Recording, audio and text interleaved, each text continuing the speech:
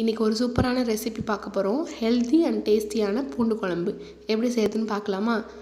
கடாய் எடுத்து அடுப்பில் வச்சு மிளகு, சீரகம், வெங்காயம், வரமிளகா காரத்துக்கு ஏற்றப்பில் போட்டுக்கோங்க. நல்லா ட்ரை ரோஸ்ட் பண்ணிவிட்டு ஆற வச்சு ஒரு மிக்ஸி ஜாருக்கு மாற்றிட்டு ஒரு நெல்லிக்காய் சைஸ் புளியும் ஆட் பண்ணி நல்லா ஃபைன் பேஸ்ட்டாக அரைச்சி எடுத்து வச்சுக்கோங்க. இந்த பூண்டு குழம்புக்கு சூப்பரான சைட் டிஷ் வந்து அப்பளம், கருவாடு, வடகம் தான்.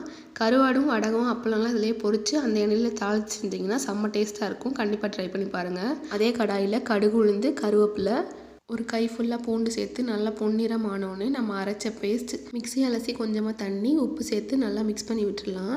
இந்த குழம்பு நல்லா கொதி வரட்டும். கொதி வந்தோடனே 2 முட்டை உடச்சி ஊற்றிட்டு ஒரு மூடி போட்டு க்ளோஸ் பண்ணி வச்சிடலாம். 5 மினிட்ஸ் அப்படியே இருக்கட்டும். சளி இருமல் இருக்கிறவங்க, குழந்தைக்கு பால் கொடுக்குறவங்க இந்த குழம்பு ஒன் டைம் ட்ரை பண்ணி பாருங்கள். உங்களுக்கு நல்ல ரிசல்ட் கிடைக்கும். சளி இருமல் இருந்துச்சுன்னா கொஞ்சம் நல்லா ரிலீஃபாக இருக்கும். கண்டிப்பாக ட்ரை பண்ணி பாருங்கள். 5 மினிட்ஸ் கழித்து முட்டையை இந்த பக்கம் திருப்பி ஒரு 2 மினிட்ஸ் வச்சுட்டு எடுத்து சர்வ் பண்ணிங்கன்னா ஒரு சூப்பரான பூண்டு குழம்பு ரெடி ஆகிடுச்சு. கண்டிப்பாக ட்ரை பண்ணி பாருங்கள்.